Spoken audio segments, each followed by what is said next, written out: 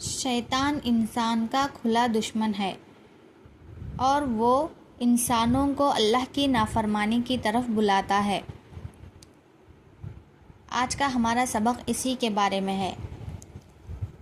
اعوذ باللہ من الشیطان الرجیم،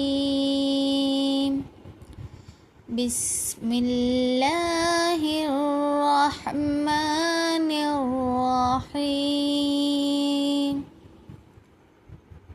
فَأَزَلَّهُمَا الشَّيْطَانُ عَنْهَا فَأَخْرَجَهُمَا مِمَّا كَانَا فِيهِ وَقُلْنَا اهْبِطُوا بَعْضُكُمْ لِبَعْضٍ عَدُوٌّ وَلَكُمْ فِي الْأَرْضِ مُسْتَقَرٌّ وَمَتَاعٌ إِلَىٰ حِينٍ۔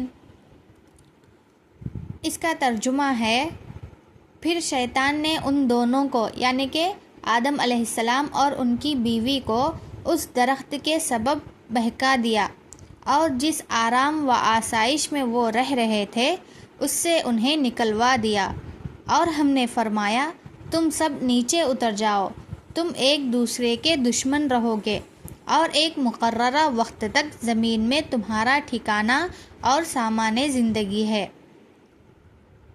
اس آیت کی تفسیر یہ ہے کہ شیطان نے آدم علیہ السلام اور ان کی بیوی کو اللہ تعالیٰ کے حکم کی خلاف ورزی پر آمادہ کیا، جس کے نتیجے میں وہ جنت سے زمین پر بھیج دیے گئے۔ اور دوسری بات یہ ہے کہ اہبطوا یعنی کہ اتر جاؤ زمین پر سے مراد یہ ہے کہ حضرت آدم علیہ السلام اور ان کی بیوی اور شیطان ان تینوں کو زمین کی زندگی کے لیے بھیج دیا گیا جہاں انسان کی آزمائش ہوئی تھی۔ اور تیسری بات یہ ہے کہ بعضکم لبعض عدو کا مطلب یہ ہے کہ شیطان انسان کا دائمی دشمن ہے۔ شیطان انسان کا دائمی دشمن ہے اور انسانوں کے درمیان بھی آزمائش اور اختلافات پیش آئیں گے۔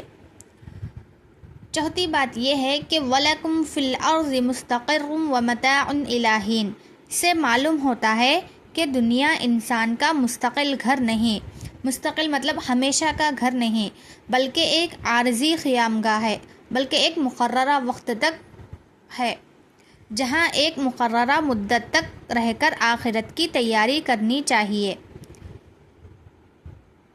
پانچویں بات یہ ہے کہ اس واقعے سے ہمیں یہ بات معلوم ہوتی ہے کہ شیطان انسان کا کھلا دشمن ہے اور ہمیشہ اسے اللہ کی نافرمانی کی طرف بلاتا ہے۔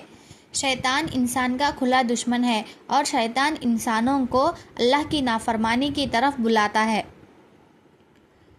اس آیت سے ہمیں یہ سبق حاصل ہوتا ہے کہ یہ تعلیم شیطان کے وسوسوں سے ہمیشہ بچنا چاہیے، اللہ کے احکام کی پابندی کرنی چاہیے اور دنیا کی زندگی کو آخرت کی تیاری کا ذریعہ سمجھنا چاہیے۔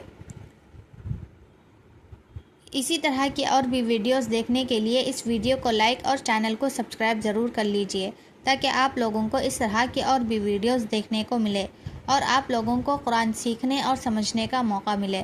اللہ حافظ۔ السلام علیکم ورحمۃ اللہ وبرکاتہ۔